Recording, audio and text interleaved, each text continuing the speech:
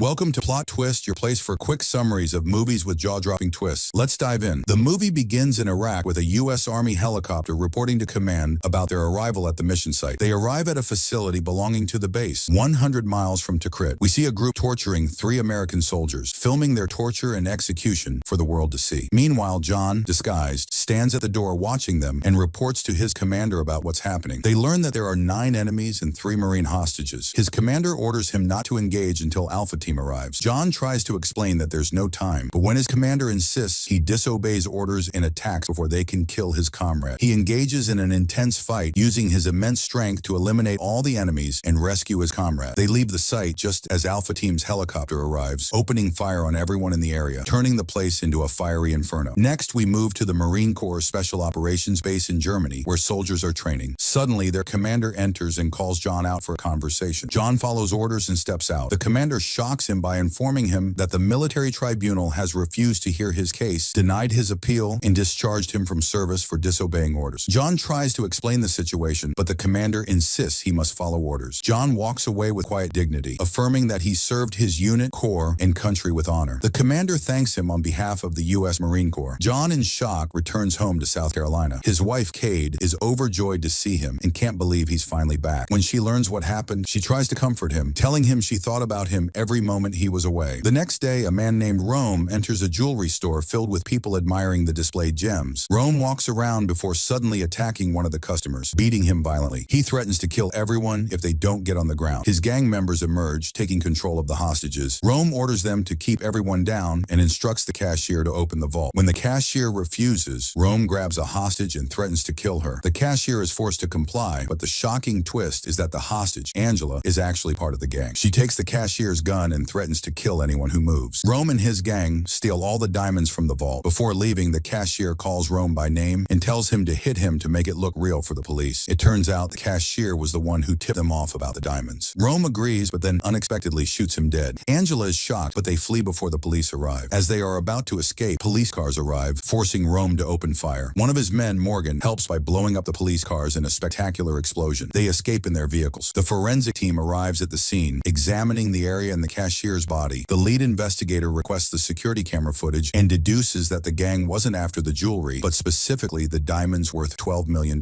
He wonders how they knew the diamonds had arrived just 24 hours earlier, confirming that the heist was premeditated. The next day, John starts a new job as a security guard at a company. He is frustrated with the job, as he is used to combat and high-stakes missions. His colleague, Joe, tries to cheer him up. While they are talking, a man harasses a female employee, attempting to assault her. John and Joe intervene to remove him, but when the man refuses and calls his men to attack them, John loses his temper and teaches them a lesson. He fights them off, causing chaos in the office. The harasser flees in fear. A bystander records the entire incident and broadcasts it on television. As a result, John and Joe are fired. They go to a diner where Joe reassures John that he will find another job. John explains that he is trained for combat, hand-to-hand fights, and heavy weaponry, not office work. Meanwhile, Rome and Angela return to their hotel. Rome receives a call from the man who ordered the diamond heist, who is furious about the police killings. Rome assures him that he has the diamonds, giving him leverage. His boss warns him that if he tries to defy him, he will face serious consequences. They agree to meet the next day at noon to exchange the diamonds for the promised money. At the same time, John returns home, shocked to find Cade watching his fight on the news. She tries to comfort him and suggests they take a vacation to get away from everything. John agrees and they plan to leave the next day. Meanwhile, Morgan and his gang visit a car dealership to pick up their getaway vehicle. Morgan dislikes the car they were given and takes another one instead. The next day, John and Cade set off on their trip. Cade is happy and sings along the way. John reminisces about his childhood memories with his father and brother. They stop at a gas station to refuel. At the gas station, Rome and his gang are also present. John leaves the car to get Cade a drink from the cafe. Angela is standing next to him, buying some items. Rome is refueling his car. By sheer bad luck, a police car arrives and an officer steps out to refuel. Rome panics, thinking the officer is there to arrest them, but the officer is just refueling. The officer notices Rome's car and starts a conversation, asking about it. Rome claims it belongs to his brother. Suddenly, Morgan Morgan appears and, as usual, acts recklessly, shooting the officer. Rome and his gang are forced to kill everyone at the station. Hearing the gunfire, John fears for Cade's safety. As he rushes out, one of Rome's men knocks him out with a fire extinguisher. Angela takes over the cafe, and they quickly leave, while Rome keeps firing at the police car until he finishes it off. When he sees Cade, he decides to kidnap her to use her as a hostage. John opens his eyes on Cade's scream, but Morgan shoots at the gas station and explodes the place and escapes in his car. Cade thinks that her husband died in the explosion, and she collapses. But John gets out of the middle of the fire and tries to help the policeman in the car. He took the car, and while he chases them, he calls the highway patrol and introduces himself. He also tells them about the killing of the policeman at the gas station by a gang of 4 men and 1 woman. He also tells them the route they escaped from, the color of their car, its license plate, and that they have a hostage with them. Unfortunately, it is his wife. John runs at top speed to catch them. At that moment, Angela reads Cade's ID and knows that her husband is a sergeant and a Marine. While mocking John, Cade gets angry at her and wants to hit her, but Rom's men restrain her. Unluckily, Rom sees in the mirror John chasing him, so he orders his men to shoot him until they finish him off. They actually do what he says and shoot him like crazy. John tries to avoid the gunfire and get away from them. Unfortunately, the car is destroyed by the many bullets, but John doesn't stop and keeps chasing them until he enters a work area. They start running over the workers. John avoids the workers and continues chasing them until they enter a forbidden area because of the bridge in it. Before Rom falls with the car, he catches himself and stops, but John can't control the car and flies over Rom's car. At that moment, Morgan shoots the car's engine so that it explodes. John escapes from it before the explosion and falls into the water. At that moment, Rom and his men think that they finished him off because of the look of the car while it explodes and falls into the water, and Cade acts like a madwoman. So she tries to attack Angela and threatens to kill her, but Rom stops her and tells her to control her, not to kill her. He asks Morgan to come with a rope and tie her up. They do what he says, and Morgan was upset when he finds the car destroyed and they can't move with it. One of the team blames Morgan for his stupidity, and they know that because of his haste, they are chased by the police. Morgan gets tired and starts beating him, and before he finishes him, Roman fires in the air. So he understands that no one is allowed to kill anyone him without his permission, and he is the only one. So he understands that they have 2 choices to get out of the problem they are in. The first is to kill each other, and at that time, no one will get their share of the money, and the second is to get out of the trouble they are in, deliver the goods, and take their money. They choose the second option, and Rom asks them to move quickly before the police forces spread everywhere. So Rom understands that they will walk in the forest to hide behind the trees. At that time, the air inspection forces will not be able to catch them. So Angela wonders what she will do to Cade at that time. Cade insults her, so Angela beat her, making her lose his consciousness. So Rom orders Morgan to carry her, and of course, Morgan gets upset because everything he wants, he asks him for, but he is forced to carry out his words, and they start walking in the forest. We then see the police examining the gas station and the bodies in the place, and he reaches the investigator Van, who is handling the diamond theft case. So he sold the general patrol condition that the one who reported the incident is a former soldier named John from the Marines. So he concludes at that time from John's description of the killers that they are the same gang that stole the diamonds, and he requests a search team and helicopters to search for them everywhere. While he is talking, he receives another report of a traffic accident between 2 cars, including a police car, and the sounds of gunfire as well. So Van quickly goes to the place. When he arrives, he finds John's car with his ID in it. Before he leaves the place, John emerges from the water and appears to him. Van is afraid of John and points with his gun, but from the way he looks, he recognizes John and begins to introduce himself. He tells Van that the gang kidnapped his wife. Van tries to calm him down and asks him to leave the matter to the police, but John refuses and decides to search for her himself. Van tries to explain to him that there is ebb and flow in the area, and because of that, he won't be able to chase them, but John doesn't care about anything and insists. Van agrees to John and tells him to be careful with them because they are criminals. John runs as fast as he can, so Van asks his team to bring him the chains to search the place. He also sends a helicopter to search the whole place. After a short time, the helicopter arrives and starts searching the place. Because of the trees, they can't see Rom and his men. Rom and his men keep walking until Cade wakes up, attacks Morgan and hits him, and another gang member comes at her and hits Angela again. Here, a new fight occurs between Morgan and the same person he fought with before. Morgan gets angry because of his words and wants to kill him, but Rom stops him and kills him with fire. Everyone there is devastated by what happened, and Rom knows that the person who decides who lives and who dies is him, not anyone else. They continue on their way. The crocodiles at that moment smell the scent of blood, and they come out of the river to take the body of the dead person. Morgan is scared of the sight and starts moving quickly. As for the recovery team, they inform Van that they did not find anything in the river. Returning to Rom and his team while they are running through the trees, they were shocked when they find scary-looking snakes around them and tries to get away from them. Then, the police forces enter the forest with dogs to search for them, while John follows them on the same road. He gets angry when he finds traces traces of blood on the tree and realizes that they killed one of them. So he takes the knife of the person who was killed and continues on his way. Then Ram's boss calls and asks where they are. He realizes that they are fine and on their way. Then he shocks his boss and tells him what they did at the gas station in Ram's house. He told him that he did everything: killing, burning, and kidnapping. He tells him that he will take all the diamonds for himself and goes back on his agreement with him. He also closes the road in his face. As soon as he hears the sound of a helicopter above him, he quickly hides with his men. Angela places the knife on Cade's neck so that she does not move. They continue on their way quickly, and John keeps following them through their footprints. While they are on the road, Cade tries to free her hands without them noticing. At the same time, there are two drug dealers hiding in. When they hear the sound of the police helicopter, they get scared, and suddenly they trap John. They threaten to kill him if he moves from his place because they thought he is a policeman and wants to arrest them. John tries to explain to them that he has nothing to do with the police, but they refuse to believe him, and one of them hits him on the head with a weapon, causing him to lose consciousness. They then take him to their cabin and tie him up. At that moment, he orders his men to search every cabin in the area to make sure no one is hiding. Meanwhile, Ram finds his cabin and decides to wait for the police to finish their search so they can hide there. Back to John, he tries to free his hands and explain to the drug dealers that he is not with the police, but every time he speaks, they beat him with all their strength. John gets angry, breaks the chair on the ground, frees his hands, and attacks the drug dealers, killing them with all his might. After finishing them off, he quickly leaves to continue his search for Cade. He runs at full speed until he sees Ram and his men entering the cabin. At that moment, a police helicopter circles the area multiple times. When Ram and his men enter the cabin, they find the electricity cut off. Ram asks Morgan to check the generator, and Morgan follows his orders. Meanwhile, John is hiding. As soon as Morgan reaches the generator, John appears and attacks him. A fierce fight ensues, but in the end, John manages to take him down. At this point, we notice that Ram admires Cade, but is afraid of Angela's madness, so he keeps his distance. He then calls his friend, who is preparing the cars for their escape, and asks him to send a car to Rita's bar near the port. His friend agrees, but asks for some time to get it ready. John hears everything. On the other side, Cade tries to create conflict between Angela and Ram by planting the idea that Ram is treating her like a toy in his hands. Ram returns to the cabin and asks one of his men, "What are you planning?" The man reassures him and tells him that since they completed the mission alone, the diamonds belong to them. They plan to sell them and split the money. After finishing the conversation, Ram asks him to check on Morgan. As soon as the man goes down, John attacks him and beats him until he is dead. He then places him next to Morgan and covers them. At this moment, Van appears and threatens John with a gun. When Van sees Morgan and his colleagues' bodies, he asks how many people are left in the cabin. John informs him that only two remain, a man and a woman. They decide to attack the cabin. Meanwhile, Cade manages to free her hands and starts running, with Angela chasing after her. They fight fiercely, with Angela trying to overpower Cade until she finally succeeds. Meanwhile, John and Van attack Ram, leading to a shocking revelation. Ram is the boss who ordered the diamond heist. Van points his gun at John, who is shocked and speechless. Van orders Ram to return the diamonds. Ram offers to kill John in exchange for the diamonds. Before Van can act, John attacks him. Ram grabs his gun and starts shooting. A bullet hits Van, killing him. John runs to take cover behind the bar. Ram takes Angela and Cade to escape. Before leaving, he shoots the power generator, causing an explosion. As always, John jumps through the fire and emerges unscathed. Cade thinks he is dead again. Ram forces her into Van's car and escapes. John emerges from the fire and finds two policemen on a boat in front of him. He is forced to take them down, steal the boat, and chase Ram. While Ram is on the road, Angela keeps the diamonds with her for security. Ram tells her they need to get rid of the car and asks her to stop a passing truck. Angela follows his instructions and stops the first truck that passes. The driver is captivated by her beauty and lets her in. Suddenly, Angela shoots him, killing him. Ram gags Cade to prevent her from screaming. John continues searching for them. Through the boat's radio, he hears a report about the truck driver's murder. He quickly heads to the last known location of the truck. Ram is now driving the truck, with Cade handcuffed to a pole inside. At night, John arrives at Rita's port and is relieved to see Ram in the truck. Cade sees John and, to signal her presence, attacks Ram, causing him to lose control of the truck. John receives the message, jumps off the boat, and runs after the truck. He manages to jump onto the back of the truck. Angela is shocked to see him standing next to her. He opens the door and throws her out with his hand. She crashes into another car, gets torn apart, and the diamonds scatter all over the ground. Ram tries to kill John, but Cade distracts him by continuously hitting him. Ram drives the truck into a cabin, crashing it. He then drives into a gas cylinder warehouse, causing an explosion. Ram jumps out of the truck, leaving Cade inside to die. The truck continues moving through the fire until it falls into the sea. Cade struggles to free herself but fails. John confronts Ram and they engage in a brutal fight. Ram tries everything to kill John but fails. John throws Ram into the fire and jumps into the sea after Cade. He is shocked to find her unconscious. He desperately tries to break the car door and the pole she is handcuffed to. Finally, he succeeds, pulls her out, and brings her to shore. John performs CPR on her while crying hysterically until she regains consciousness. His joy is short-lived as Ram reappears. appears, his face horribly burned, and tries to kill him. John strangles Rom with a chain, finally ending him. John returns to Cade to check on her. At that moment, the police arrive, bringing the story to an end. And that concludes today's movie summary. Don't forget to like, share, and subscribe to the channel to stay updated with new content. See you in the next summary.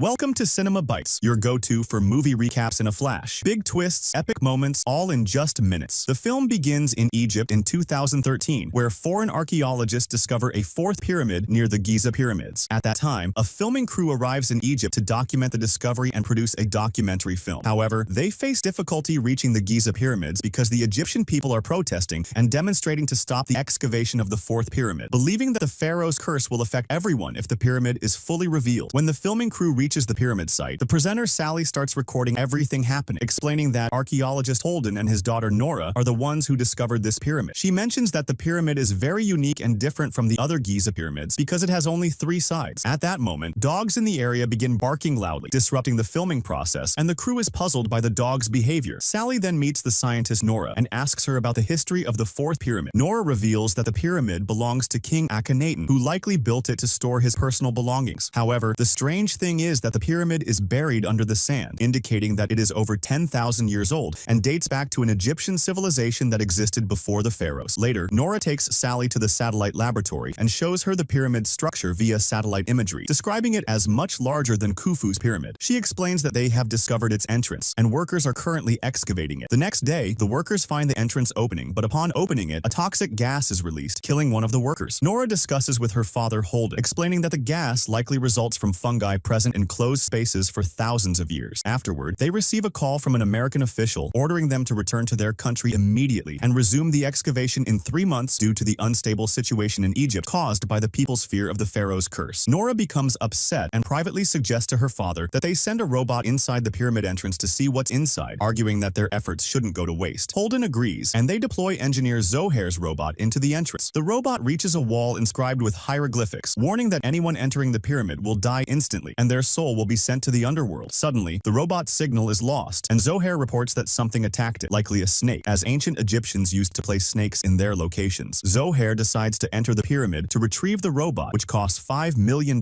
fearing repercussions with his company if he doesn't recover it. Initially, Holden refuses, concerned about the many traps inside the pyramid, but eventually agrees, feeling responsible for the situation. The group decides to accompany Zohair into the pyramid. A police officer named Maher arrives and scolds them, forbidding entry. Zohair pleads with him to let them enter to retrieve the robot, promising they won't take long. Maher agrees, and they wear oxygen masks as they prepare to enter. Nora ties a strong rope to guide them back in case of any issues. They follow the robot's path and find its broken head. They notice an opening in the ceiling and climb up to investigate, finding themselves in a small room filled with old weapons and spears. They are shocked to find a weapon with traces of ancient blood. Nora takes a sample for analysis. Suddenly, the rope tied outside the entrance is mysteriously cut, leaving them puzzled as the rope was very sturdy. They find themselves facing 4 identical paths and, unfortunately, forget the way they came in. They choose one path and continue until Zohair finds the rest of his robot, which appears destroyed as if someone intentionally broke it. Suddenly, the ground beneath them shakes and collapses, causing them to fall into an empty room with a locked door. As they move, a large rock falls on Zohair's leg, and he screams for help. The group tries to move the rock, but fails due to its size. Sally notices an opening in the ceiling with a tunnel and sees a pharaonic cat, which attacks her and scratches her eye. She falls to the ground but remains unharmed. Holden attempts to read the hieroglyphics on the locked door, which warns against opening the door. Despite his warning, the group decides to open the door to escape, leaving Zohair behind with a promise to return for him later. They walk a long distance after entering the door and hear Officer Maher calling out to them. They shout back, hoping he hears them, but he doesn't. Instead, they hear Zohair screaming. Holden and Nora return to Zohair's location but find him missing, with traces of blood leading to the ceiling opening. They deduce that someone or something dragged him away. They return to Sally and her companion Michael, recounting what happened. Sally becomes angry and terrified, blaming Holden for their predicament. Holden sees someone moving and disappearing as soon as he looks at them, growing concerned and urging the group to move quickly. They enter a narrow tunnel and encounter pharaonic cats rushing toward them. They hastily move to the tunnel's end, where they find Officer Maher, who helps them escape. He shoots at the cats to fend them off, but suddenly a strange creature appears, dragging Maher into the tunnel and killing him. The group panics and turns off their flashlights to avoid being seen by the creature. After some time, they move on and enter another tunnel. Along the way, Holden notices drawings and hieroglyphics on the walls. Before he can translate them, sand pours down from all directions, forcing forcing them to run to the end of the passage. Sally falls into a spiked trap and the pharaonic cats begin eating her. Holden throws a flame to drive the cats away, but when they check on Sally, they find she has died. They decide to continue their journey and enter the tunnel once again. Until they reach the same place where the robot was, Holden realizes they are in a maze. He starts recording a video asking for help, explaining that this pyramid is actually a maze designed so that anyone who enters it can never escape. Before he finishes speaking, he feels air coming from the direction of the statue near them, so they guess there's an exit behind the statue. When they move it, they find a moving door carved with skulls of dead people. As soon as they enter, they find skeletons on the ground. Holden says that the creature inside the pyramid must have been imprisoned by the pharaohs for a specific reason. They continue walking until they reach a large hall and find a body lying on the ground. They are shocked to discover that its heart is missing. They guess that this person was a thief who entered the pyramid a very long time ago. Before they can finish discussing, Nora finds the thief's diary. It turns out he entered the pyramid in 1879 and wrote in his diary all the details of his entry into the pyramid. He discovered an exit in the hall where they are now, so they all start feeling hopeful about escaping this place. Suddenly, the strange creature appears and kills Holden in front of them, taking his heart. Nora panics and starts running with Michael, devastated over her father's death, until they reach the hall they were in before. They find that the door is sealed and there's no way out. Michael decides to surrender himself to the creature and record it so people can see it. He moves quietly and films the creature hanging Holden's body and placing his heart on a scale before eating it. He returns to Nora and shows her the video. She tells him that this creature is Anubis, the king of death in ancient Egyptian mythology, who weighs the hearts of the dead to send them to the afterlife. Anyway, they decide to move quickly before Anubis catches them. At this moment, Nora notices drawings and writings in hieroglyphics, which explain that Anubis kills anyone who sees him and takes their heart because he's searching for a pure heart to transition to the afterlife. Due to the massacres Anubis caused during the pharaoh's era, the Egyptians were forced to build this pyramid to imprison him, ensuring he could never escape. It's also written that the way out of the pyramid is marked on a star map. Nora looks at the ceiling and sees the star map, noticing one of the stars glowing. She moves toward it and finds an opening in the ceiling with a ladder. She realizes this is the same opening Officer Maher used to enter and rescue them. She climbs the ladder with Michael following her. Suddenly, Anubis appears and grabs Michael. Before he can grab her too, she throws her torch at him, causing him to fall. As soon as she climbs out of the opening, he appears again and pulls her back. After a while, she regains consciousness and finds herself tied up, surrounded by many corpses. Anubis is beside her, ready to take her heart. She pulls out a spear she had hidden, cuts the rope tying her, and strikes him before running away quickly. She escapes through the opening again, and finally reaches the exit of the pyramid, collapsing from exhaustion. When she wakes up, she sees a small child approaching her and asks him to get her out of this place as quickly as possible. Suddenly, Anubis attacks them both, killing them. The movie ends. If you enjoyed it, don't forget to subscribe to the channel and hit the notification bell to get more new videos. See you